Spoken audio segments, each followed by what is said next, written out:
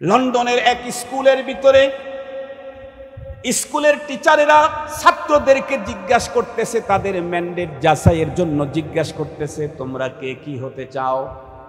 এক এক করে জিজ্ঞাসা করছে। ওকে জিজ্ঞাসা করে, তুমি কি হতে চাও? সে বলে আমি ডাক্তার। আর একজনকে বলে, তুমি কি হতে চাও? বলে আমি ডক্টর।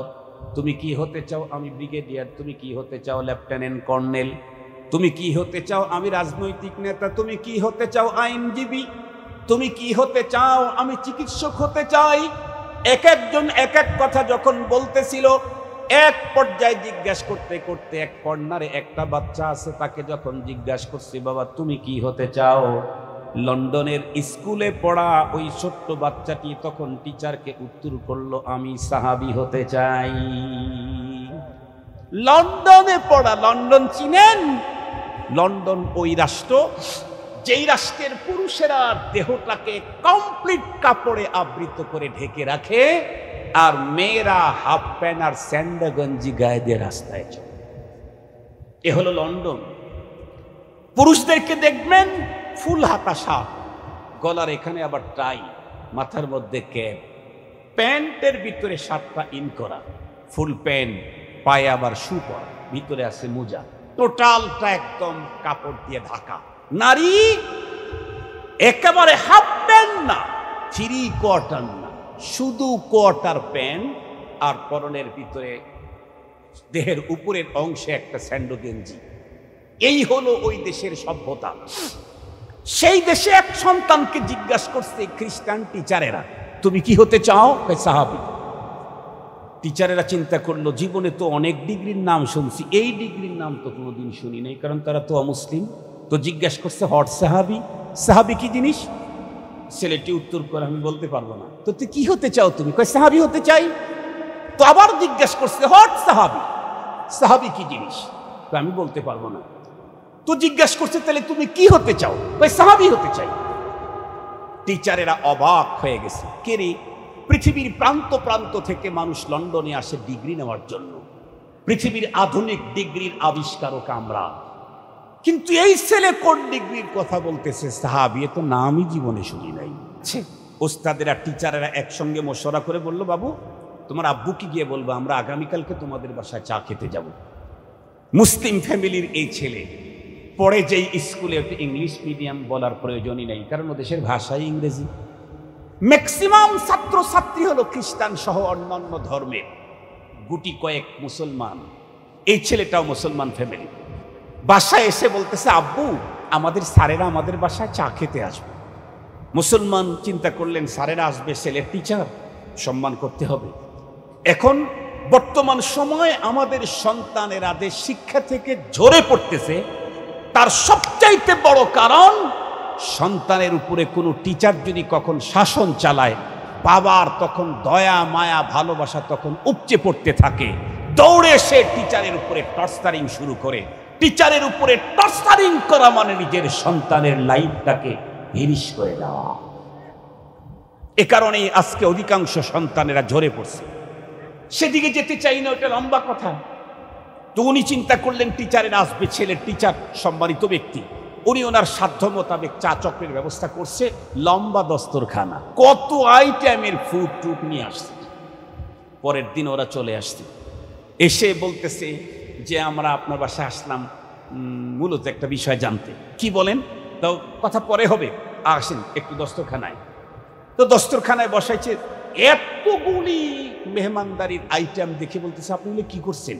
বলে না, আমরা মুসলিম, ইসলামের মধ্যে মেহমানকে যতটুকু সাধ্য বেশি আইটেম দিয়ে মেহমানদারি করা এটা ভালো।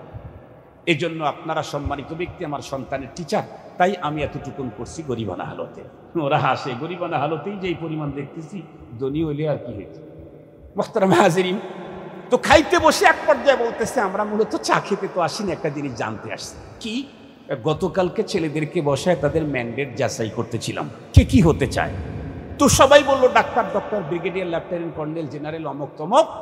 আপনার বাচ্চা এক ডিগ্রির কথা বলল, যা আমরা জীবনে শুনি নেই। কি? আপনার বাচ্চাকে জিজ্ঞেস করছি, তুমি কি হতে চাও? সে বলে, আমি সাহাবী হতে চাই। আমি জিজ্ঞেস করলাম, সাহাবী কি? সে বলে, বলতে পারি না। তো আমরা জানতে আসছি, সাহাবী আবার কোন ডিগ্রি? এই কথা যখন বলছে, ছেলের বাবা তো আবেগ আপ্লুত হয়ে চোখের থেকে মনের অজান্তেই পানির ফোঁটা পড়া শুরু হয়েছে। টিচারেরা আরো অবাক। আল্লাহ, ছেলেরে জিজ্ঞাসা করলাম কি হতে চাও, বলে সাহাবী। বাবারে জিজ্ঞাসা করলাম সাহাবী কোন ডিগ্রি, এ কথা শুনে বাবা দেখি কাঁদে। টিচারেরা জিজ্ঞাসা করে ভাই আপনার সন্তানের কন্ডিশন কোনটাই আমাদের কাছে স্পষ্ট না, সবগুলি অস্পষ্ট মনে হচ্ছে। সন্তানকে জিজ্ঞাসা করলাম কি হতে চাও, বলে সাহাবী এই কথা আপনাকে জানানোর পরে আপনার চোখ থেকে পানির ফোঁটা গাল বেয়ে বেয়ে পড়ে, বিষয়টা কিছু বুঝলাম না। উনি তখন উত্তর করে ভাই আমার সন্তান সাহাবী হতে চেয়েছে, এ কারণেই আমি আবেগ আপ্লুত হয়ে কেঁদে দিয়েছি। কারণ আমার সন্তান যদি সাহাবী হতে পারে তাহলেই তো আমার জীবন চরম সার্থকতা। ওনারা তখন জিজ্ঞাসা করলেন সাহাবী কি জিনিস, উনি তখন উত্তর করলেন মুসলমান। এটা কোনো ডিগ্রির নাম না। তাহলে এটা কি, বলে এটা হলো এই পৃথিবীর একটা পূত পবিত্র কাফেলা জামাতার দলের নাম। সেই দলের লোকেরা কোথায় থাকে? উত্তর করলেন ওনারা ছিলেন, এখন তামাম ওয়ার্ল্ডে একজনও নাই। 1400 বছর আগে, 1350 বছর আগে দুনিয়া থেকে চলে গেছে। ওনারা অবাক হয়ে গেলেন, তাহলে তারা কারা? উনি উত্তর করলেন এই পৃথিবীতে আমরা তো মুসলিম। ওরা উত্তর করে মুসলিম অনেক সন্তানই আমাদের স্কুলের ভিতরে পড়ে। বলে শুনেন কথাগুলি শেষ করতে দেন। বলে কি, আমরা মুসলিম, আমাদের ইসলামী গ্রন্থের দ্বারায় আমরা বুঝতে পেরেছি, কোরআনের দ্বারায় এই পৃথিবীর সবচাইতে উন্নত মানুষ ছিলেন নবী এবং রসুলগণ। নবী রসুলের পরে এ পৃথিবীর সবচাইতে দামি যেই জামাতটা পৃথিবীতে এসেছিলেন ওই জামাতটা হলো সাহাবায়ে কেরামের জামাত। যেই জামাত সম্পর্কে স্বয়ং আসমান জমিনের মালিক আল্লাহ পাক রব্বুল আলামিন প্রশংসা করেছেন। সাহাবীদের প্রশংসা আল্লাহ করেছেন। দুঃখ আর পরিতাপের বিষয় হলো এই সাহাবীদেরকেও আমার দেশের কিছু ভাই সত্যের মানদণ্ড মানতে রাজি নাই। আল্লাহ পাক তাদেরকে ভ্রান্ত এ আকীদা থেকে ফিরে আসার তৌফিক দান করুন। আমিন বলেন, আমিন বলেন। সাহাবী কারা? যাদের সম্পর্কে আল্লাহ বলেন ফাইন আমানু বিমিসলি মা আমানতুম বিহি ফাকাদ ইহতাদাউ। কিয়ামত পর্যন্ত আনেওয়ালা মানুষের ঈমানটা যদি সাহাবীদের ঈমানের মতো হয় তাহলে তারা হেদায়েত প্রাপ্ত হয়ে যাবে। কোরআনে হাকিমে আল্লাহও বলেন ওয়া ইদা কিলা লাহুম আমিনু কামা আমানান নাস। মুনাফিকদেরকে যখন বলা হয় তোমরা ঈমান আনো কেমন, যেমনটি ঈমান এনেছিলেন সাহাবায়ে কেরাম আবু বকর, ওমর, ওসমান, আলী, তেমনটি ঈমান তোমরা আনো। তার মানে রব্বে করিম আমাদের প্রত্যেককে সাহাবীদের ঈমানের মতো ঈমান আনার অর্ডার করেছেন। সঙ্গত কারণেই সাহাবায়ে কেরাম সত্যের মাপকাঠি ভালো করে বুঝবেন, সুন্দর করে সাজায় গোছায় বললেন যখন এ পৃথিবীর সবচেয়ে উন্নত মানের মানুষ নবী রাসূলের পরে সাহাবায়ে কেরাম, আমার সন্তান তাদের মতো হতে চায়। এ কথা শুনতেই সন্তানের টিচারেরা তখন বলে ও মাই গড, আয়াল সে তো 1400 বছরের আগের কাফেলা, আপনি বললেন। মুসলিম অভিভাবক বলে হ্যাঁ হ্যাঁ। টিচারেরা তখন ডেকে বলে ও মাই গড, বর্তমান পৃথিবীর ছেলেরা আজ থেকে 1000 বছর সামনের স্বপ্ন দেখে, আর আপনার সন্তান দেখতেছি 1400 বছর ব্যাগে যেতে চায়। তার কারণটা কি? আপনার সন্তান তো জীবনে কোনোদিন তাদেরকে দেখে নাই। খুব ভালো করে বুঝবেন। তখন উনি উত্তর করলেন তার কারণ অন্য কিছু না, আমার সন্তান সাহাবীদেরকে দেখে নাই, কিন্তু আমাদের বাসাতে প্রতিদিন কিতাবি তালিম হয়। এই কিতাবি তালিম, যেই কিতাবগুলা তালিম করা হয় তার মধ্যে একটা হলো হেকায়াতে সাহাবা, সাহাবীদের লাইফ হিস্টোরি। আমার সন্তান সাহাবীদের অনুপম চরিত্র লাইফ হিস্টোরিগুলি শুনতে শুনতে ওর অন্তরের ভিতরে ঢুকেছে, আমি যদি এমন অনুপম চরিত্রের অধিকারী মানুষ হতে পারতাম। মুহতারাম হাজিরিন, এই টোটাল ঘটনা বড় একটা কথা বুঝাইতে চাচ্ছি, সেটি হলো আমাদের বাসায় এখন কিতাবি তালিম খুব জরুরি। না হয় ভবিষ্যৎ প্রজন্মর ভিতরে ঈমান রাখা সম্ভব হবে না। বিগত সময়ে যেমন করোনা ভাইরাস মানুষকে আক্রমণ করেছে, মুক্তির জন্য ছিল টিকা। বর্তমান সময় নাস্তিকতা উরিয়ানি বদ্দিনি লা দিনি, এই জার্ম থেকে নিজের ঈমান, সন্তানের ঈমানকে রক্ষার জন্য কিতাবি তালিমের টিকা লাগবে। কিতাবি তালিম শুরু করেন, ঘরে শান্তি শুরু হয়ে যাবে। আল্লাহ পাক তৌফিক দান করুক, আমিন বলেন। বাংলাদেশের খুব কম জায়গা আছে যেখানে গেলে মানুষ আমাদেরকে ইনফরমেশন করে না। যে কোনো জায়গায় ওয়াজে গেলে কিছু মানুষ আমাদের কানে কানে অনেক কথা বলে, কখনো কর্তৃপক্ষ, কখনো সাধারণ শ্রোতা, কখনো এলাকার গুরুত্বপূর্ণ পার্সন আমাদের কাছে এসে বলে যে হুজুর এই এলাকায় এই বিষয়ে ওয়াজ করবেন, এই বিষয়ে ওয়াজ করবেন, অনেক কথা বলে। সবচাইতে বেশি যেই কথাটা বলে সেটা হলো, হুজুর দিন যত গড়াচ্ছে ততই সন্তান পিতামাতা থেকে দূরে চলে যাচ্ছে, এজন্য পিতামাতার হকের উপরে কিছু গুরুত্বপূর্ণ বয়ান করবেন। এইটা সবচাইতে বেশি আবেদন আসে পিতামাতার হকের উপরে বয়ান করার। আমি কিন্তু আজকে পিতামাতার হকের উপরে বয়ান করব না। আমাদের কওমি মাদ্রাসা শিক্ষাবর্ষের শুরু হলো এই আরবি মাস শাওয়ালুল মুকাররম। আমাদের বেতুয়া মাদ্রাসাতেও আগামী বৃহস্পতিবার থেকে সকল বিভাগের ছাত্র ভর্তি হবে। যাদের সন্তানাদি মাদ্রাসায় ভর্তি করানো ইচ্ছুক, আপনারা প্রথম দিন দ্বিতীয় দিনই উপস্থিত হয়ে যাবেন, তাহলে সুবিধা মোতাবেক ভালো হবে আর কি।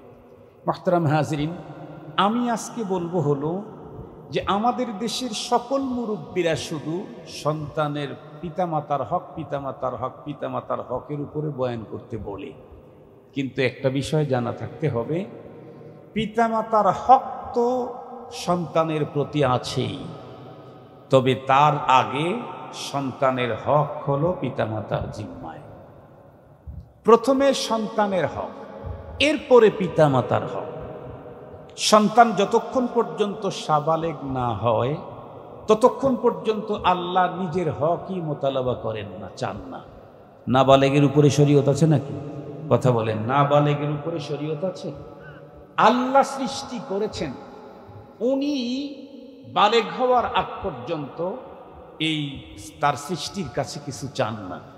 বালেগ হওয়ার আগ পর্যন্ত আল্লাহ নিজের হকই চান নাই। আপনি আর কিসের হক? আপনি বাবা, সন্তানের জিম্মায় আপনার হক আছে, সেটা সন্তান বালেগ হওয়ার পরে। আর আমার আপনার জিম্মায় আমরা যারা পিতামাতা, সন্তানের হক আগে। আগে সন্তানের হক, তারপরে পিতামাতার হক। সন্তানের হক যদি কোনো পিতামাতা পালন না করে, আদায় না করে, তাহলে ওই সন্তান পিতামাতার হক আদায় করবে না, এটা তো স্বাভাবিক কথা। আমার কথা কি আপনারা বুঝতেছেন? আমি বাবা, আমার জিম্মায় সন্তানের হক আছে, এই হক যদি আমি পালন না করি তাহলে আমার সন্তান আমার হক আদায় করবে না, এটা স্বাভাবিক কথা। আমি আগে নিজে দেখি আমার সন্তানের হক আমি আদায় করেছি কি। আমি যদি আদায় করে থাকি, ইনশাআল্লাহ আমার সন্তান আমার হক আদায় করবেই। এজন্য আজকে আমি সন্তানের হক নিয়ে কথা বলবো, তবে শর্ট টাইম। মুহতারাম হাজিরিন, সুর, কণ্ঠ, তারপরে জোরে আওয়াজ, এগুলি সব শুনেছেন আপনারা। দেখেন না, আমাদের বাড়িতে কিন্তু অনেক আইটেমের মেয়ে মানুষ আছে।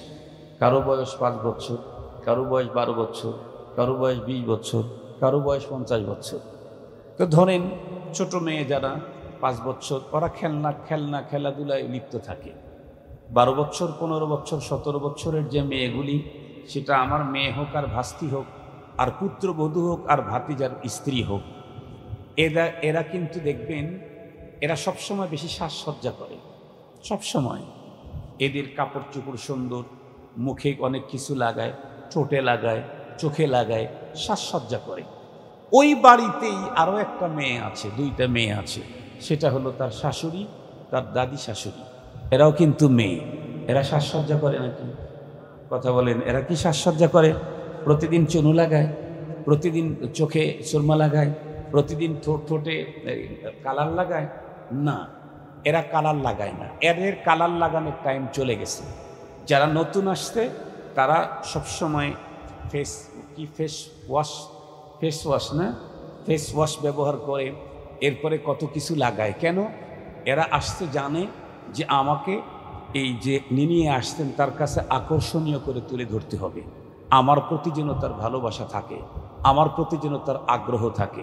এই জন্য সে নিজেকে পরিপাটি করে রাখে। 50 বছরের বৃদ্ধা যে, সে চিন্তা করে এখন বুড়ো আমাকে ছেড়ে দিবে না, আর আমি যেতে চাইলেও সে আমাকে ছাড়বে না। এই জন্য তার চেহারাটাকে আর সুন্দর করে রাখার জন্য ফেস ওয়াশ ব্যবহার করা দরকার নেই। তার চিন্তা তো হলো ছেলে খেলো কিনা, নাতি খেলো কিনা, কার অসুস্থ হলো, ওই জমিটা কি হইল, এই পেরেশানি তার। বক্তা জগতেও তাই। যারা জুয়ান তারা ওয়াজের ভিতরে একটু সুরসার দিবে, একটু গরম হবে, একটু নরম হবে, একটু হাসাবে, একটু কাঁদাবে। কেন? কারণ তাকে জনপ্রিয়তা অর্জন করতে হবে। যারা বুড়া হয়ে গেছে ওদের হাসানো, কাঁদানো, পাদানের টাইম নেই। তাদের ফিকির হলো জাতি এখন শেষ হয়ে যাচ্ছে, এই জাতিকে রক্ষা করা দরকার। জনপ্রিয়তা গোছানোর টাইম আর এখন নেই। এখন জাতি শেষ হয়ে যাচ্ছে, তাদেরকে রক্ষা করা দরকার। এই জন্য দেখবেন বাংলাদেশের যত বুড়া বক্তা আছে, বয়স্ক আছে, এদের সুর নাই। এক সময় সুরে সুরে সুরে সুরে পাগল করেছে, এখন আর সুর দেয় না। কেন? এখন মুরব্বির কাতারে ওই যে বাড়ির দাদি আর মার যে ফিকির, বয়স্ক বক্তার সে ফিকির। আমি এখন বয়স্কদের সিরিয়ালে 50 আপ বয়স। এই জন্য আমি সুরসার সারা কথা বলবো, তবে খুব গুরুত্বপূর্ণ কথা। সন্তানের অনেকগুলি হক আমার জিম্মায় আল্লাহ দিয়েছেন, এটা পালন করা আমার জন্য ফরজ। নামাজ পড়া যেমন ফরজ, রোজা রাখা যেমন ফরজ, হজ করা যেমন ফরজ, সন্তানের কিছু হক পালন করা আমার জন্য ফরজ।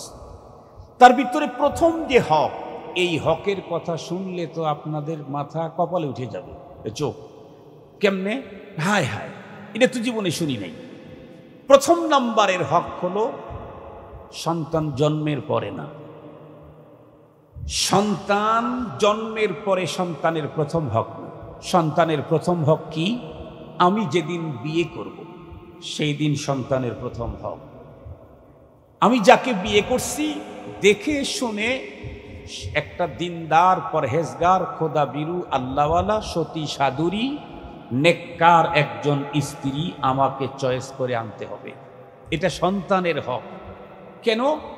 আমি আজকে যাকে নববধূর সাজে সাজায় নিয়ে আসতেছি ঘরে, এই মেয়েটাই আগামী দিনে আমার সন্তানের মা। কথা বলেন। আমি যাকে আজকে লাল শাড়ি পরায়া, বেনারসি পরায়া, অনেক সুন্দর করে বিউটি পার্লারে সাজায়া আমার বাসর ঘরে নিয়ে আসলাম, এই মেয়েটি আগামী দিনে আমার সন্তানের মা। এখন সন্তানের মা যদি দিনদার না হয়, সে যদি এমন হয় যে মেয়ে হয়েও বাবার কন্ট্রোল মানে না, এমন একজন মেয়েকে আমি বিয়ে করে নিয়ে আসলাম। সে যদি এমন হয় মেয়ে হওয়ার পরেও মার উপরে টর্চারিং চালায়, সে যদি এমন হয় বাসায় খাবার দিলে তার উদর ভরে না, রেস্টুরেন্টে গিয়ে খেতে হয়, সে যদি এমন হয় পহেলা বৈশাখীতে বাসায় থাকে না, বয়ফ্রেন্ডকে নিয়ে রাত কাটায়, দিন কাটায়, সে যদি এমন হয় পার্কে পার্কে বয়ফ্রেন্ড নিয়ে ঘুরে বেড়ায়, সে যদি এমন হয় কক্সবাজার সহ আরো বিভিন্ন জায়গায় যাইতে মাহরাম লাগে না, আপনজন লাগে না, সে একাই ছুটে বেড়ায়, সে যদি এমন হয় সকালের নাস্তাটা ঘরে খেলে তার পেট ভরে না, সব মানুষের সামনে দাঁড়ায় দাঁড়ায় খাবে। দেখেন নাই যে হাইওয়ে বিলাতে দাঁড়ায় দাঁড়া খাওয়া এখন সভ্যতা। আমাদের এক হুজুর বলতেন, আরে দাঁড়ায়া খাওয়া যদি সভ্যতা হয় তাহলে তো তোমার চাইতে আমার বাড়ির গরুটা বড় সভ্য, কারণ তুমি তো ছোটবেলায় বসে বসেই খেয়েছো, দাঁড়ায়া খাওয়া শুরু করছো কলেজ লাইফে গিয়া, আর গরু জন্মের পরে কোনোদিনও বসে খায় নাই, সারাদিন দাঁড়ায় গেছে। তাহলে দাঁড়ায়া খাওয়া যদি সভ্যতা হয়, তোমার চাইতে আমার বাসার গরুটা বড় সভ্য। এরপরেও এখন দাঁড়ায়া খাওয়া স্টাইল। মোহতারাম হাজিরিন, খুব ভালো করে বুঝবেন, এই স্বভাবের কোনো নারীকে যদি আমি বিয়ে করে নিয়ে আসি, ওর পেট থেকে যেই সন্তানটা জন্ম নেবে ও যদি ছেলে সন্তান হয়, আপনাদের কি ধারণা? ওর মা মেয়ে হওয়ার পরেই বাবার কন্ট্রোল মানে নাই, মায়ের উপরে চোখ রাঙিয়েছে, ঘরে খেলে উদর ভরে নাই, বয়ফ্রেন্ডকে নিয়ে দেশ বিদেশ সফর করেছে, ওর ঘর থেকে যেই সন্তান জন্ম নিবে এই সন্তানকে হাজার খতম কোরআন আর 2 কানে দিলেও কোনোদিন চরিত্রবান হওয়ার সম্ভাবনা নাই, কখনোই চরিত্রবান হওয়ার সম্ভাবনা নেই। মুহতারাম হাজিরিন, এই জন্যে সন্তানের প্রথম হক সন্তানের জন্য একটা দিনদার, পরহেজগার, সতী, সাধুরী, চরিত্রবতী মাকে সিলেকশন করতে হবে। আমি যদি শুধু রূপ দেখে, আমি যদি তার ফ্যাশন দেখে, আমি যদি তার যোগ্যতা দেখে, আমি যদি তার ডিগ্রি দেখে, আমি যদি তার সম্পদ দেখে, আমি যদি তার বংশ শুধু দেখলাম, বিয়ে করে নিয়ে আসলাম, কিন্তু চরিত্র আগেরটা, তাহলে এর পেট থেকে যেই সন্তান জন্ম নিবে সেই সন্তানের দ্বারায় বার্ধক্য অবস্থায় আমি কিছু পাবো, কখনোই তা সম্ভব হবে না। মুহতারাম হাজিরিন, খুব ভালো করে কথাটা বুঝবেন। এখন এ কারণে রাসূল করিম সাল্লাল্লাহু আলাইহি ওয়াসাল্লাম আমাদেরকে ইনফরমেশন করেছেন। নবীজি বলেন, তুনকাহুল মারআতু লিআরবাঈন। আরব্য পুরুষেরা 4 জিনিস দেখে বিয়ে করে। আরবের পুরুষেরা বিয়ে করতে 4টা জিনিস দেখে। এটা আমাদের নবীজি বলেছেন 1500 বছর আগে। এখনকার আরবের পুরুষেরা কি দেখে জানি না। সেই সময়ের আরবের পুরুষেরা 4 জিনিস দেখে বিয়ে করত। লিমালিহা, নবীজি বলেন সম্পদ দেখত। জামালিহা, সৌন্দর্য দেখত। সৌন্দর্য মানে বাইরের সৌন্দর্য, চেহারা। এরপরে হাসাবিহা, তার বংশ দেখত। এরপরে নবীজি বলেন দীনিহা, তার দিন দেখত। নবীজি বলেন 4 জিনিস দেখে বিয়ে করে আরবের পুরুষেরা। আমি রাসূল তোমাদেরকে বলছি, ফাজফার বিজাতিদ দ্বীন, আমি তোমাদেরকে বলবো এখানে 4টার ভিতরে কমন হলো একটা, জরুরি হলো একটা, সেটা হলো দিন দেখো। দিন আছে, সৌন্দর্য আছে, আলহামদুলিল্লাহ। দিন আছে, সৌন্দর্য আছে, টাকাও আছে, তাহলে আরো আলহামদুলিল্লাহ। দিনও আছে, সৌন্দর্য আছে, টাকাও আছে, বংশ উন্নত মানের, তাহলে আরো আসুম্মা আলহামদুলিল্লাহ। টাকা আছে, সৌন্দর্য আছে, বংশ আছে, মাগার দিন নাই। নবীজি বলেন খবরদার তার কাছে যেও না। কেন? দিনহীন কোন নারীকে তুমি নিয়ে আসলে শুধু তুমি মুসিবতে পড়লা তা না, পরবর্তী প্রজন্মকে একটা বিপদগামী করে দিলে। এবং এর কারণে একটা মাত্র ব্যক্তির কারণে তোমার ফ্যামিলিতে যদি অনেক সুখ ছিল, অনেক শান্তি ছিল, একজনের কারণে টোটাল ফ্যামিলির শান্তি মুহূর্তের ভিতরে ভেস্তে যেতে পারে। যেটা আজকে বাংলাদেশের ম্যাক্সিমাম ঘরের মানুষগুলি এখন ধুকে ধুকে এগুলি আঁচ করতেছে।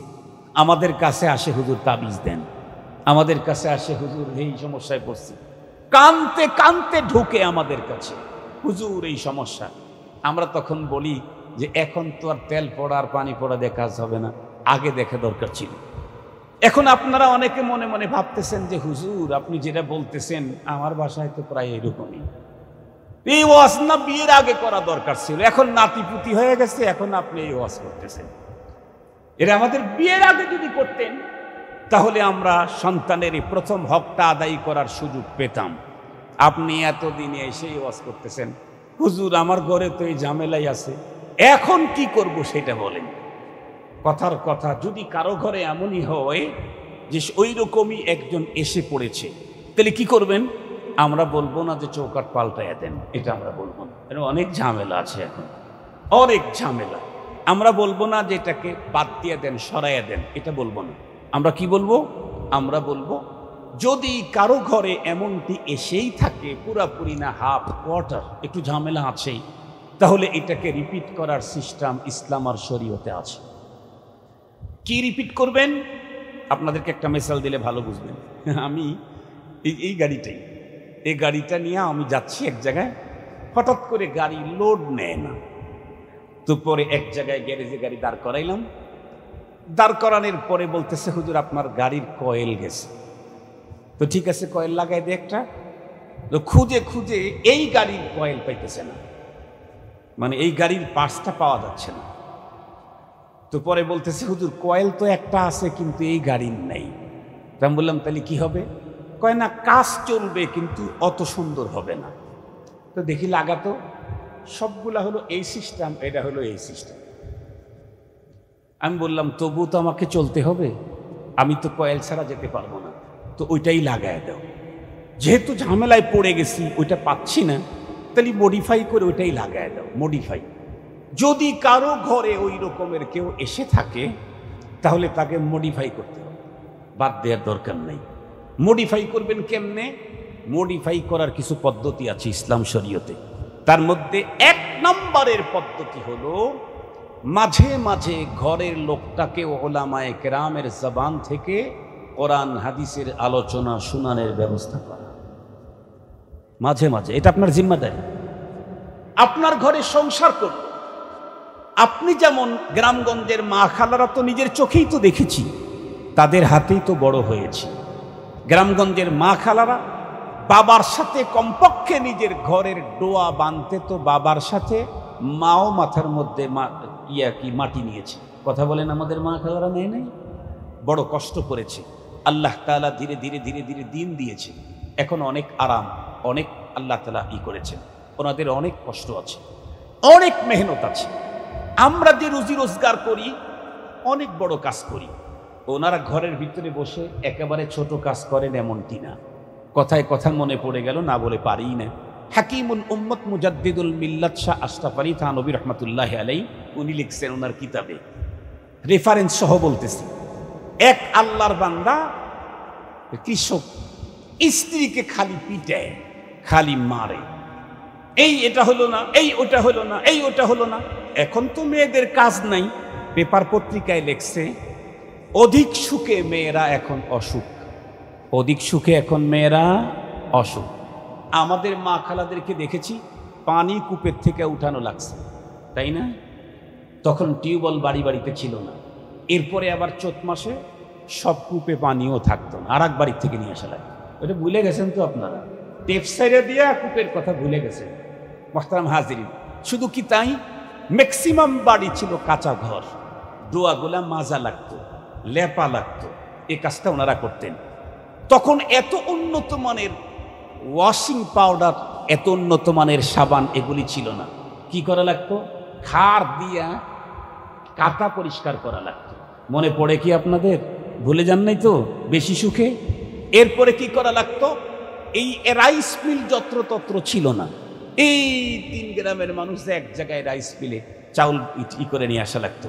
তখন বাড়া বাড়তো, ঢেকিতে চাউল মারাই কি ধান মারাই করে চাউল বের করে খাবারের ব্যবস্থা করতো। এরপরে মরিচ বলেন, হলুদ বলেন, এগুলি তো নিজ হাতে পাতায় পেশা লাগতো। এরপরে জ্বালানির জন্য তখন গ্যাস তখন বাইরেও ছিল না, পেটেও ছিল না। কি বলেন আপনারা? গ্যাস তো বাইরেও ছিল না, পেটেও ছিল না। এত ট্যাবলেট খাওয়া লাগে নাই। এখন তো বাংলাদেশে মাটির নিচে আর কি গ্যাস, বাঙালির পেটে তার চাইতেও বেশি গ্যাস, এত বেশি গ্যাস। মোহতারাম হাজিরিন, এখন গরিবের ঘরে ভ্যান চালায়, তারপরেও দেখবেন সিলিন্ডার আছে। ঠিক বললাম? এখন ভাত পাকানোর জন্য রাইস কুকার, এরপরে মশলা পিসার জন্য ব্লেন্ডার, অনেক সুবিধা আছে। আমরা আমাদের মা ফুপিদেরকে যেটা দেখেছি, অনেক কষ্ট করেছেন। তো ওই ভদ্রলোক তো তখনকার, তো এসে একটু খাবার দিতে দেরি হলেই আঘাত করত। তো একদিন আল্লাহর বান্দি জোর করে বলছে যে তুমি আমাকে ভাবে আঘাত করো কেন? আমি তো কষ্ট করেই তোমার সব কিছু গুছাই। এই যে গরুগুলা ঠিক করা লাগে, এই যে ওর ময়লাগুলা পরিষ্কার করা লাগে, পানি দিতে হয় চারিতে, এরপরে রান্না করা লাগে, তাই একটু দেরি হয়েছে। তুমি কাজ করো, আমিও তো কাজ করি। ওই লোকটা তখন রেগে উঠে বলে, তুই কি কাজ করস? আগামীকালকে আমারটা তুই করবি, তোরটা আমি করবি। বলে ফেলছি, তুই কি কাজ করস বাসায় থেকে? তোরই বলছে ঠিক আছে, আলহামদুলিল্লাহ, আমি রাজি। পরের দিন আবার ওই আল্লাহর বান্দার কাজ ছিল হলো পাটের ক্ষেত নিড়ানি। পাটের ক্ষেত নিড়ানি পরের দিন ওই আল্লাহর কৃষকের বান্দার কাজ। বলতেছি আজকে তুই ক্ষেত নিড়াবি। ও ঠিক, উনি মহিলা মুস্কি মুস্কি হাসতেছেন। হাকিমুল উম্মত থানভী রহমাতুল্লাহ লিখছেন যে পাট ক্ষেত নিড়ানি তো কিছু কিছু জানি, কিন্তু রান্না করা তো তুমি কিছুই জানো না। তো দেখা যাক আজকে কি হয়। বাচ্চাও 3-4টে আছে। এখন না স্লোগান উঠছে, 2টি সন্তানের অধিক নয়, একটি হলে। কথা বলেন না কেন? এখন স্লোগান হলো 2টি সন্তানের অধিক নয়, একটি হলে ভালো হয়। এই স্লোগান দিয়ে এখন কি হয়েছে তা জানেন?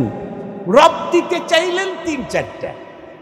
আজকের দেশের শিক্ষিত লোকেরা স্লোগান শিখাইলো, কয় না 2টার বেশি না, একটা হলে ভালো হয়।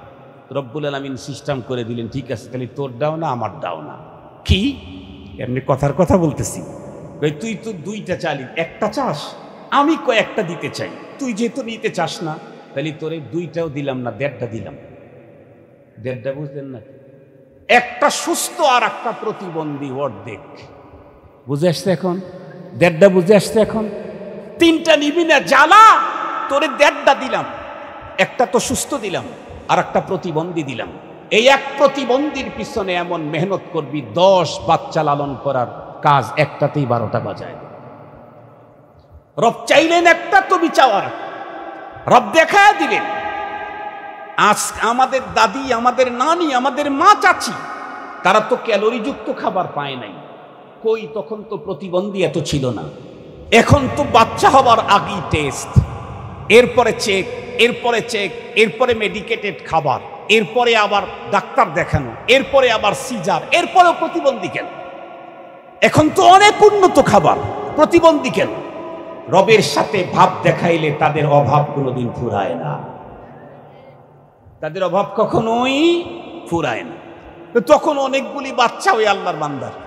আমি পাবনায় গেছি ওয়াজ করতে, তো এমপি সাহেবের ছেলে আসছে, এসে আমার সাথে সাক্ষাৎ করতেছে। আমি আগের থেকে চিনি, আমি জীবনের প্রথম সার্ভিস আমার পাবনাতে। তা আমি বললাম, আপনার আব্বা কেমন আছে? ভালো আছে। আমি বললাম, আপনারা জানি কয় ভাই বোন? কয় 8-9টা। তা আমি বললাম, ও তাইলে এই ফ্যামিলি প্ল্যানের যত গল্প সব হুজুরদের ঘাড়ের উপরে চাপান, আপনারা না 9 জন? আপনার তো এমপি সাহেব, মন্ত্রী আপনার বাবা ছিল, তো 9টা করছে, ফ্যামিলি প্ল্যানের লোক ওখানে যায় না? হাইসে দিছে উনি। তো আগে লোক বেশি, বাচ্চা কাচ্চা বেশি হইতো মোহতারাম হাজিরিন। এখন হয়েছে কি, সকালবেলায় এই মহিলা কাজ পাচনটা নিয়ে চলে গেছে পাত খেতে। তো যাই হোক, কিছুটা তো পারছে, কিছুটা হলেও তো পারছে। এই আল্লাহর বান্দা গরুর চারিতে পানি দিবে, নাকি গরুটা বাইরে নিয়ে বাদ দেয়, নাকি বাচ্চা যে ওইখানে একটা পায়খানা করছে ওইটা পরিষ্কার করবে, ওই যে ওইখানে একটা কাঁদতেছে পানির জন্য, ওকে পানি দিবে, নাকি রান্নাই করবে? রান্না করা শুরু করছে, তখন তো গ্যাস সিলিন্ডার না, ওই তো জাবা জুবা দিয়া রান্না। ধোঁয়া যখন শুরু হয়েছে, চোখ লাল, মনে হয় মার্ডার করে আসছে, চোখ লাল হয়ে গেছে। রান্না ভাত তো ভাত হয় নাই, খিচুড়িও হয় নাই, অর্ধেক সিদ্ধ হয়েছে, অর্ধেক সিদ্ধ হয় নাই, তরকারির কাছেই যেতে পারে নাই। বাচ্চা দুইটা থাবড়ায় ওখানে কান ফাটায় দিয়ে রাখছে, গরু পিটাইতে পিটাইতে ঠ্যাং একটা ভেঙ্গে দিয়ে রাখছে। দুপুরের সময় আল্লাহর বান্দি ভাব নিয়ে আসছে, এসে বলে, কই খাবার দাবার কই রেডি আছে তো? খাবার দাবার কই রেডি আছে তো? আল্লাহর বান্দা তখন ফেল ফেল করে স্ত্রীর চেহারার দিকে তাকায় বলে, ওগো আসলে তুমিও অনেক কাজ করো, সরি, আর তোমাকে কোনোদিন বকা দিতে যাব না। তুমি যে এত কাজ করো, আমার তো একটা কাজ ছিল আজকে, সেটা হলো ক্ষেত নিড়ানি। তোমার কত কাজ, গরু ঠিক করো, এটা পরিষ্কার করো, ওটা পরিষ্কার করো, রান্না করো, সন্তানদেরকে দেখো, এই কাজ করে সেই কাজ করো। মা বোনদের অনেক কাজ। সঙ্গত কারণেই শুধু দুনিয়াতে সুখ দেওয়ার চেষ্টা করলেই হবে না।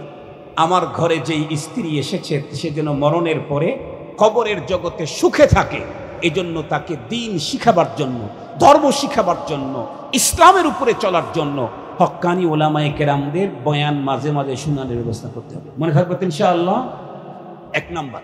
2 নাম্বার, প্রত্যেকটি মুসলমানের ঘরে ঘরে এখন কিতাবি তালিম শুরু করে দিতে হবে, প্রত্যেকটি মুসলমানের ঘরে ঘরে। আপনারা জানেন, এই পৃথিবীতে করোনা ভাইরাস নামে কোনো ভাইরাস অতীতে ছিল না। ভাইরাস যখন আসলো, সরকার তখন বাধ্য করলো টিকা নেওয়া ছাড়া কেউ চলবে না, সবাইকে টিকা নিতে হবে। কেন? ভাইরাস যেহেতু প্রতিটি গ্রামে গঞ্জে সব জায়গায় ঢুকে পড়েছে, এই জন্য আত্মরক্ষার জন্য টিকা এখন বাধ্যতামূলক। একটা সময় আমাদের দেশে নাস্তিকতার এত উত্তাপ ছিল না, একটা সময় আমার দেশে উলঙ্গপনার এত উত্তাপ ছিল না, একটা সময় আমার দেশে ধর্মহীনতার এত উত্তাপ ছিল না। একটা সময় তো দেখেছি আমাদের বাংলাদেশের হুজুরেরা অনেক বক্তব্য দিতেন, কারো বক্তব্যের উপরে কখনোই কেউ আলোকপাত করা, এটাকে ধরা, এ নিয়ে অ্যাকশনে যাওয়া, তা আমরা কখনো দেখি নাই।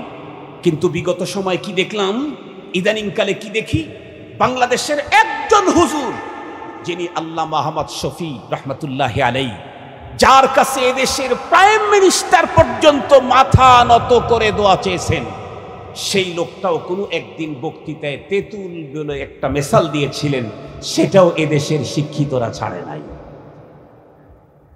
সেটাও এদেশের শিক্ষিতরা ছাড়ে নাই। এজন্য মনে রাখতে হবে, বিগত সময়ে করোনা ভাইরাসের জাল যেমন এই দেশটাকে ছেয়ে ফেলেছিল। বর্তমান সময়ে নাস্তিকতার জান, বদ্দিনীর জান, ঔলুঙ্গপনা, নগ্নতার জান আমার দেশের আকাশ বাতাসকে ছেয়ে ফেলেছে। সেই সময় করোনা থেকে মুক্তির জন্য যেমন টিকা দরকার, এখন নিজের ঈমান হেফাজতের জন্য প্রতিটি ভাষায় কিতাবি তালিমের টিকা দরকার, কিতাবি তালিম দরকার। খুব ভালো করে কথাগুলি বুঝবেন। সত্যিকার অর্থে যদি আমরা আমাদের ঘরের ভিতরে উলামায়ে কেরামের দিক নির্দেশনা নিয়ে কোন কিতাব কতদিন কতটুক পর্যন্ত তালিম করতে হবে, আমি যদি আমার ঘরের ভিতরে তালিম শুরু করে দিই, ইনশাআল্লাহ রপ্তা রপ্তা আমার ঘরের পরিবেশ বন্ধুরা আমার অজান্তেই পরিবর্তন হয়ে যাবে। যেই ঘরের ভিতরে অশান্তির দাবানল, ওই ঘরের ভিতরেও যদি আল্লাহর কোরআন তেলাওয়াত শুরু হয়, সহিহ হাদিসের বর্ণনায় এসেছে কোরআনে পাকের তিলাওয়াত যেই জায়গায় হয় শুদ্ধভাবে, ডাইরেক্ট আল্লাহ পাকের আরশ থেকে নূর ওই জায়গায় ঢুকতে থাকে। কোরআনে পাকের শুদ্ধ তেলাওয়াত যে ঘরে হয়, ওই ঘরের ভিতরে রহমতের ফেরেশতাগুলি সিরিয়াল ধরে ঢুকতে থাকে। লম্বা কথা বলা বন্ধুরা আমার, বলতে গেলে সময় পাস হয়ে যাবে, এজন্য ওদিকে যেতে চাই না, সংক্ষেপেই কথা শেষ করে দিতে চাই। শুনলে বড় অবাক হবেন। লন্ডনের একটা ঘটনা আমি প্রায় বলি। গত বছরও আমি যখন সুনামগঞ্জে গেলাম, যাওয়ার পরে এক আল্লাহর বান্দা লন্ডন প্রবাসী আমার গাড়ির ভিতরে উঠে বললেন, হুজুর লন্ডনের যেই ঘটনা আপনি বক্তৃতার ভিতরে বলেন, এই ঘটনাটা আমি যেই স্টেটের মধ্যে থাকি সেই স্টেটেরই এই ঘটনা। লন্ডনের এক স্কুলের ভিতরে স্কুলের টিচারেরা ছাত্রদেরকে জিজ্ঞাসা করতেছে, তাদের ম্যান্ডেট যাচাইয়ের জন্য জিজ্ঞাসা করতেছে, তোমরা কে কি হতে চাও? এক এক করে জিজ্ঞাসা করছে। ওকে জিজ্ঞাসা করে তুমি কি হতে চাও? সে বলে আমি ডাক্তার। আর একজনকে বলে তুমি কি হতে চাও? বলে আমি ডক্টর। তুমি কি হতে চাও? আমি ব্রিগেডিয়ার। তুমি কি হতে চাও? Lieutenant colonel. তুমি কি হতে চাও? আমি রাজনৈতিক নেতা। তুমি কি হতে চাও? আইনজীবী। তুমি কি হতে চাও? আমি চিকিৎসক হতে চাই।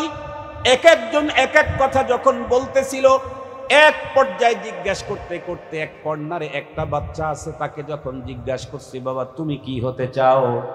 লন্ডনের স্কুলে পড়া ওই ছোট্ট বাচ্চাটি তখন টিচারকে উত্তর করলো, আমি সাহাবী হতে চাই। লন্ডনে পড়া, লন্ডন চিনেন? লন্ডন ওই রাষ্ট্র যেই রাষ্ট্রের পুরুষেরা দেহটাকে কমপ্লিট কাপড়ে আবৃত করে ঢেকে রাখে, আর মেয়েরা হাফ প্যান্ট আর স্যান্ডা গঞ্জি গায়ে দিয়ে রাস্তায় চলে। এ হলো লন্ডন। পুরুষদেরকে দেখবেন ফুল হাতা শার্ট, গলার এখানে আবার টাই, মাথার মধ্যে ক্যাপ, প্যান্টের ভিতরে শার্টটা ইন করা, ফুল প্যান্ট, পায়ে আবার শু পরা, ভিতরে আছে মোজা, টোটালটা একদম কাপড় দিয়ে ঢাকা। নারী একেবারে হাফ প্যান্ট না, 3/4 না, শুধু কোয়ার্টার প্যান্ট, আর পরনের ভিতরে দেহের উপরের অংশে একটা স্যান্ডো গেঞ্জি। এই হলো ওই দেশের সভ্যতা। সেই দেশে এক সন্তানকে জিজ্ঞাসা করছে খ্রিস্টান টিচারেরা, তুমি কি হতে চাও? সাহাবী। টিচারেরা চিন্তা করলো, জীবনে তো অনেক ডিগ্রির নাম শুনছি, এই ডিগ্রির নাম তো কোনোদিন শুনি নাই, কারণ তারা তো অমুসলিম। তো জিজ্ঞাসা করছে হট সাহাবী। সাহাবী কি জিনিস? ছেলেটি উত্তর করে, আমি বলতে পারবো না। তো তুই কি হতে চাও? তুমি কয় সাহাবী হতে চাই। তো আবার জিজ্ঞাসা করছে হট সাহাবী, সাহাবী কি জিনিস? তো আমি বলতে পারবো না। তো জিজ্ঞাসা করছে তাহলে তুমি কি হতে চাও? কয় সাহাবী হতে চাই। টিচারেরা অবাক হয়ে গেছে। কে রে? পৃথিবীর প্রান্ত প্রান্ত থেকে মানুষ লন্ডনে আসে ডিগ্রি নেওয়ার জন্য।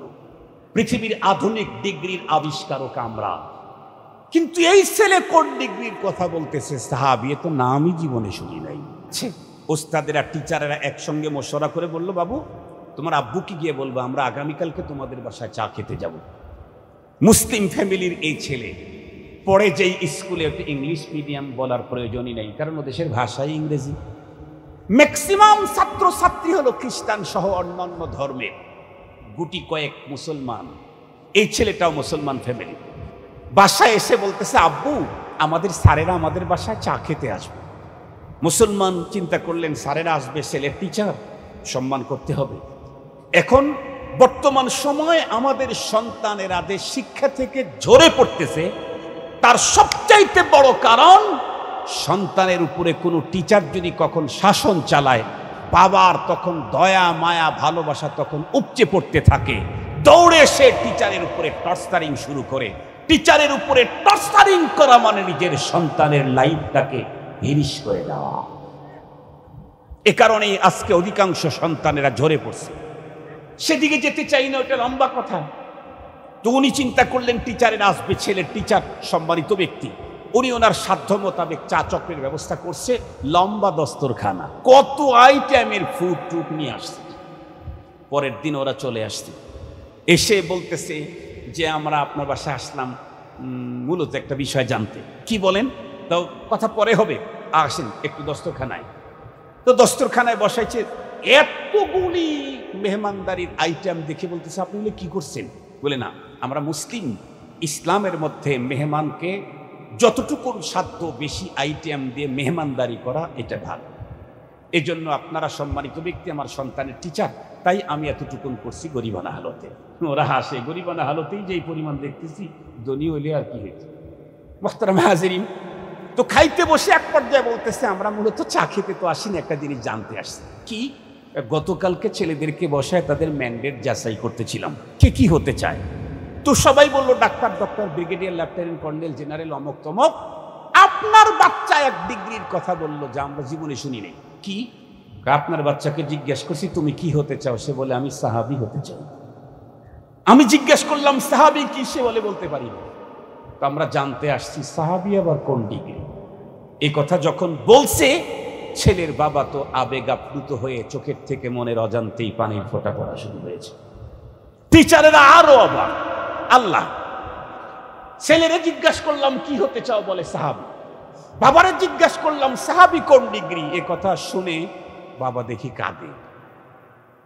টিচারেরা জিজ্ঞাসা করে ভাই আপনার সন্তানের কন্ডিশন কোনটাই আমাদের কাছে স্পষ্ট না, সবগুলি অস্পষ্ট মনে হচ্ছে। সন্তানকে জিজ্ঞাসা করলাম কি হতে চাও, বলে সাহাবী। এই কথা আপনাকে জানানোর পরে আপনার চোখ থেকে পানির ফোঁটা গাল বেয়ে বেয়ে পড়ে, বিষয়টা কিছু বুঝলাম না। উনি তখন উত্তর করে ভাই আমার সন্তান সাহাবী হতে চেয়েছে, এ কারণেই আমি আবেগ আপ্লুত হয়ে কেঁদে দিয়েছি। কারণ আমার সন্তান যদি সাহাবী হতে পারে তাহলেই তো আমার জীবন চরম সার্থকতা। ওনারা তখন জিজ্ঞাসা করলেন সাহাবী কি জিনিস, উনি তখন উত্তর করলেন মুসলমান। এটা কোনো ডিগ্রির নাম না। তাহলে এটা কি? বলে এটা হলো এই পৃথিবীর একটা পূত পবিত্র কাফেলা, জামাত আর দলের নাম। সেই দলের লোকেরা কোথায় থাকে? উত্তর করলেন ওনারা ছিলেন, এখন তামাম ওয়ার্ল্ডে একজনও নাই। 1400 বছর আগে, 1350 বছর আগে দুনিয়ার থেকে চলে গেছে। ওনারা অবাক হয়ে গেলেন, তাহলে তারা কারা? উনি উত্তর করলেন এই পৃথিবীতে আমরা তো মুসলিম। ওরা উত্তর করে মুসলিম অনেক সন্তানই আমাদের স্কুলের ভিতরে পড়ে। বলে শুনেন কথাগুলি শেষ করতে দেন। বলে কি? আমরা মুসলিম, আমাদের ইসলামী গ্রন্থের দ্বারায় আমরা বুঝতে পেরেছি, কোরআনের দ্বারায় এই পৃথিবীর সবচাইতে উন্নত মানুষ ছিলেন নবী এবং রসুলগণ। নবী রসুলের পরে এই পৃথিবীর সবচাইতে দামি যেই জামাতটা পৃথিবীতে এসেছিলেন, ওই জামাতটা হলো সাহাবায়ে কেরামের জামাত। যেই জামাত সম্পর্কে স্বয়ং আসমান জমিনের মালিক আল্লাহ পাক রব্বুল আলামিন প্রশংসা করেছেন। সাহাবীদের প্রশংসা আল্লাহ করেছেন। দুঃখ আর পরিতাপের বিষয় হলো এই সাহাবীদেরকেও আমার দেশের কিছু ভাই সত্যের মানদণ্ড মানতে রাজি নাই। আল্লাহ পাক তাদেরকে ভ্রান্ত এ আকীদা থেকে ফিরে আসার তৌফিক দান করুন। আমিন বলেন, আমিন বলেন। সাহাবী কারা? যাদের সম্পর্কে আল্লাহ বলেন ফাইন আমানু বিমিসলি মা আমানতুম বিহি ফাকাদ ইহতাদাউ। কিয়ামত পর্যন্ত আনেওয়ালা মানুষের ঈমানটা যদি সাহাবীদের ঈমানের মতো হয় তাহলে তারা হেদায়েত প্রাপ্ত হয়ে যাবে। কোরআনে হাকিমে আল্লাহও বলেন ওয়া ইদা কিলা লাহুম আমিনু কামা আমানান নাস। মুনাফিকদেরকে যখন বলা হয় তোমরা ঈমান আনো, কেমন? যেমনটি ঈমান এনেছিলেন সাহাবায়ে কেরাম আবু বকর, ওমর, ওসমান, আলী, তেমনটি ঈমান তোমরা আনো। তার মানে রব্বে করিম আমাদের প্রত্যেককে সাহাবীদের ইমানের মতো ইমান আনার অর্ডার করেছেন। সঙ্গত কারণে সাহাবায়ে কেরাম সত্যের মাপকাঠি ভালো করে বুঝবেন, সুন্দর করে সাজায় গোছায় বললেন, যখন এ পৃথিবীর সবচেয়ে উন্নত মানের মানুষ নবী রাসূলের পরে সাহাবায়ে কেরাম, আমার সন্তান তাদের মতো হতে চায়, এ কথা শুনতেই সন্তানের টিচারেরা তখন বলে, ও মাই গড, আয় আল্লাহ, সে তো 1400 বছরের আগের কাফেলা, আপনি বললেন। মুসলিম অভিভাবক বলে হা হা, টিচারেরা তখন ডেকে বলে, ও মাই গড, বর্তমান পৃথিবীর ছেলেরা আজ থেকে 1000 বছর সামনের স্বপ্ন দেখে, আর আপনার সন্তান দেখতেছি 1400 বছর ব্যাগে যেতে চায়। তার কারণটা কি? আপনার সন্তান তো জীবনে কোনোদিন তাদেরকে দেখে নাই, খুব ভালো করে বুঝবেন। তখন উনি উত্তর করলেন, তার কারণ অন্য কিছু না, আমার সন্তান সাহাবীদেরকে দেখে নাই, কিন্তু আমাদের বাসাতে প্রতিদিন কিতাবি তালিম হয়। এই কিতাবি তালিম, যেই কিতাবগুলা তালিম করা হয় তার মধ্যে একটা হলো হেকায়াতে সাহাবা, সাহাবীদের লাইফ হিস্টোরি। আমার সন্তান সাহাবীদের অনুপম চরিত্র, লাইফ হিস্টোরিগুলি শুনতে শুনতে ওর অন্তরের ভিতরে ঢুকেছে, আমি যদি এমন অনুপম চরিত্রের অধিকারী মানুষ হতে পারতাম। মুহতারাম হাজিরিন, এই টোটাল ঘটনা বলে একটা কথা বুঝাইতে চাচ্ছি, সেটি হলো আমাদের বাসায় এখন কিতাবি তালিম খুব জরুরি, না হয় ভবিষ্যৎ প্রজন্মর ভিতরে ঈমান রাখা সম্ভব হবে না। বিগত সময়ে যেমন করোনা ভাইরাস মানুষকে আক্রমণ করেছে, মুক্তির জন্য ছিল টিকা, বর্তমান সময় নাস্তিকতা, উরিয়ানি বদ্দিনী লাদিনী, এই জার্ম থেকে নিজের ঈমান, সন্তানের ঈমানকে রক্ষার জন্য কিতাবি তালিমের টিকা লাগবে।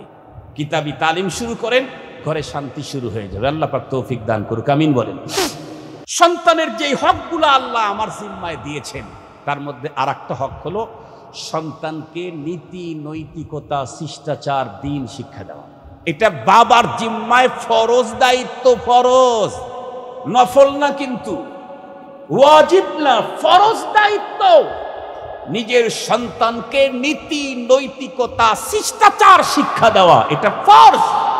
রাসূল করিম সাল্লাল্লাহু আলাইহি ওয়াসাল্লাম বলেন, মান বুলিদা লাহু ওয়ালাদুন ফালইউহসিন ইসমাহু ওয়া আদাবা। মুহতারাম হাজিরিন, হুজুর এসে গেছেন। আমি আগেই বলছি যে হুজুর 75+ বয়স, এই গভীর রাত পর্যন্ত বসা রাখা। মাহফুজকে বলছি, কষ্ট দিলে তুমি হুজুরকে, এজন্য আমি আমার আলোচনাকে আগাইতে চাই না। আমার সন্তানের প্রতি যে হক আল্লাহ পাক আমার জিম্মায় দিয়েছেন, তার মধ্যে একটা হলো আমার সন্তানকে দ্বীন শিখাইতে হবে। এটা আমার উপরে ফরজ। আগে দ্বীন শিখান, এরপরে doctor, doctor, barrister, lawyer, brigadier, lieutenant, colonel, general, এদেশের বিদেশের যত জায়গার যেখানে পাঠান, তবে আগে দ্বীন শিখান। আলহামদুলিল্লাহ, আমাদের অত্র অঞ্চলের মানুষের জন্য কপাল নসিব বড় উন্নত। আল্লাহর মেহেরবানিতে আমাদের ঘরের দরজায় শুধু দ্বীনি বিদ্যাপীঠ না, ইউনিভার্সিটি লেভেলের মাদ্রাসা। আলহামদুলিল্লাহ বলবেন না? আলহামদুলিল্লাহ বলবেন না? বেতুয়া মাদ্রাসা কি মনে করছেন? বেইতা মাদ্রাসা মনে করছেন? ইউনিভার্সিটি লেভেলের মাদ্রাসা তো জামিয়া, এতো ইউনিভার্সিটি। আমাদের মাননীয় প্রধানমন্ত্রী মাস্টার্সের যে মান দিয়েছেন যেই ক্লাসটায়, সেই ক্লাসটা বেতুয়া মাদ্রাসায় আছে। আলহামদুলিল্লাহ বলবেন না একটু? আলহামদুলিল্লাহ, আলহামদুলিল্লাহ। আমি আপনাদের কাছে এখন হুজুরের কাছেও 2-3 মিনিট মাদ্রাসার জন্য চেয়ে নিচ্ছি। আল্লাহ তাআলা যে কোনোভাবে আমাকে মাদ্রাসাতে নিয়ে এসে বসায় দিয়েছেন। আমি এই এতগুলা মানুষের মধ্যে আল্লাহর আসমানের নিচে, জমিনের উপরে আল্লাহকে সাক্ষী রেখে বলতেছি, এই মাদ্রাসার প্রিন্সিপাল হওয়ার স্বপ্ন, আগ্রহ, আবেগ, হতে হবে, আগাও, কিচ্ছু আমি করি নাই। বরং আমাকে যখন বলছে মিটিংয়ে থাকতে হবে, তখন আমি মিটিংয়ে আসবো কিনা এই ব্যাপারটা বোঝার জন্য ঢাকা পর্যন্ত গেছি, আমার মুরব্বির সাথে কথা বলার জন্য। ভাইদের সাথে তো কথা বলেছি, এরপরে উত্তরবঙ্গের মুরব্বির সাথে যে বেতুয়া মাদ্রাসার মিটিং আমাকে থাকতে বলছে, আমি যাব কিনা। কারণ আমরা তো রোহামাদের হুজুর, আমরা ওখানে গেলে তো আবার মনে মনে ভাববে, ও এই 23 বছরের আগের সেই হারানো পার্টিরা এখন আবার জেগে উঠছে, এটা ভাবতেই পারে। এজন্য আমি ঢাকায় গিয়েছি। 1.25 ঘন্টা রুদ্ধদ্বার হুজুরের সাথে আমার কথা হয়েছে। তখন সিরাজগঞ্জের 2-3 প্রিন্সিপাল ওখানে ছিল। এরপরে যখন হুজুর আমাকে অর্ডার করেছে যে থাকবেন তো থাকবেন, 2 মিটিংয়েই থাকবেন, এরপরে কেমনে কেমনে আল্লাহ তাআলা এখানে নিয়ে আসছেন।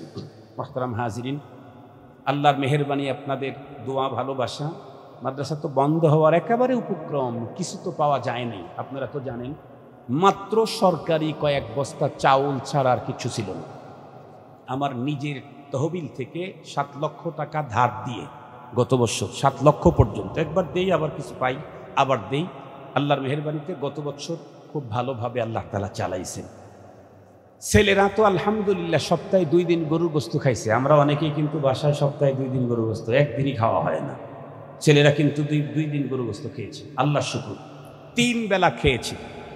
আশরাফ হুজুরে কথা বলছে যে আগেও তো এখানে খানা দানা পাক হইতো, খিচুড়ি হইলে আমরা নিতামই না, ফালায় দিতাম, এখনো সেই পাক হয়, এত মজা কোত্থেকে আসলো? আশরাফ হুজুর নিজে কথা বলেছে। আশরাফ হুজুর এদিকে এক ইসে বলেছে, আলহামদুলিল্লাহ এ পর্যন্ত প্রায় 10 মাস গেছে, 1 টাকা বেতন বাকি নেই। আলহামদুলিল্লাহ বললেন না ভাই? 1 টাকা বেতন বাকি নেই।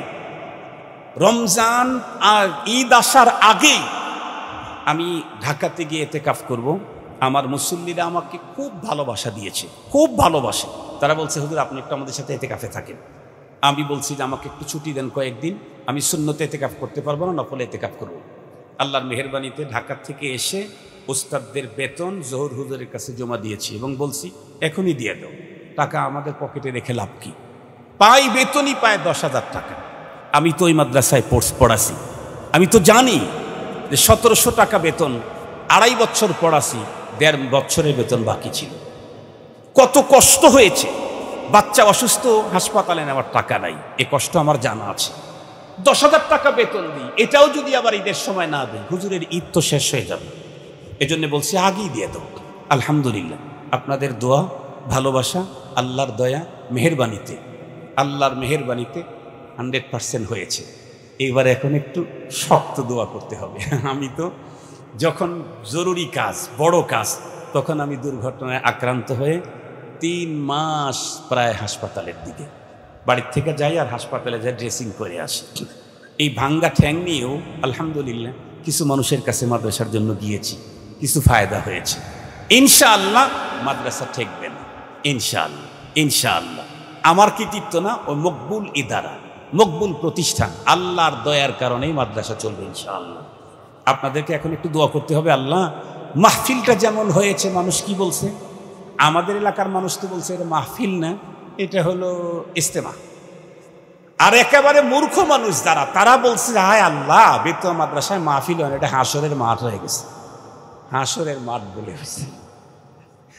ওই রকম যেন আল্লাহ তাআলা দিনদার নেককার ছাত্র যেন আমাদের মাদ্রাসা আল্লাহ যেন পাঠায়। আমরা যেদিকে তাকাই সেদিকে যেন ছাত্র আর ছাত্র দেখতে পাই। দিনদার ওস্তাদ, দিনদার ছাত্র দিয়ে আল্লাহ তাআলা আমাদের এই প্রতিষ্ঠানটাকে আগামী দিনের সামনের দিকে নিয়ে যান। এজন্য আপনাদের প্রত্যেকের দোয়া, সহযোগিতা, ভালোবাসা অত্যন্ত জরুরি, অত্যন্ত জরুরি। আমি আপনাদের প্রত্যেকের জিম্মাদার হিসাবে, ক্ষণিকের জিম্মাদার হিসাবে। ক্ষণিকের জিম্মাদার কেন বলি তা জানেন?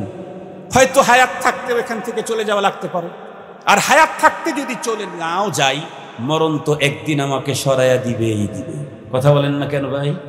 মরণ তো একদিন এখান থেকে আমাকে সরায়া দিবেই দিবে, তখন তো আর এই জন্য ক্ষণিকের জিম্মাদার হিসাবে আপনাদের কাছে মাদ্রাসার সহযোগিতা, ভালোবাসা, এবং আপনারা মাদ্রাসায় যাবেন। আমি বলেছি গত জুমাতে পশ্চিমপাড়া আসছিলাম, যখন তখন গিয়ে আপনারা হিসাব দেখবেন, যেটা আগে ঝামেলা ছিল, এটাই বড় ঝামেলা ছিল, যখন তখন গিয়ে হিসাব দেখবেন।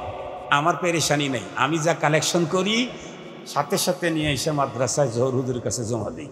হুজুরে যেই পাইছিলাম রেখে দেন, আমার পকেটে মাদ্রাসার কোনো টাকা থাকে না। কালকে জিজ্ঞেস করলাম, এই যে ইসে যে আসছে রশিদে, আমি যা জমা দিয়েছি ঠিক আছে তো? হুজুর আপনি আরো 90 টাকা পাওনা আছে, আপনি আরো 90 টাকা পাওনা আছে। তোরে বললাম ওর ভিতরে একটা টাকা আছে মালয়েশিয়া থেকে আসছে, এই 26,700 টাকা। তা আমি বললাম এই টাকাও আমি পাওনা আছে, এখনো পর্যন্ত তারা পাঠায় নাই, কিন্তু তোমাদেরকে জমা দিয়ে দিচ্ছি লিখে। মুহতারাম হাজিরিন, ইনশাআল্লাহ, আল্লাহকে হাজির নাজির জেনে বলছি, একটা কানা পাই এখানে খিয়ানত হবে না ইনশাআল্লাহ। কানা পাই খিয়ানত হবে না। রাত্রের অন্ধকারে কেউ যদি 1 কোটি টাকা দেয়, এখান থেকে একটা পাই নষ্ট হওয়ার সম্ভাবনা নাই ইনশাআল্লাহ। এই জন্য আপনারা এখন সহযোগিতা করবেন দিল খুলে, একেবারে অন্তর থেকে, অনেক ভালোবাসা দিয়ে।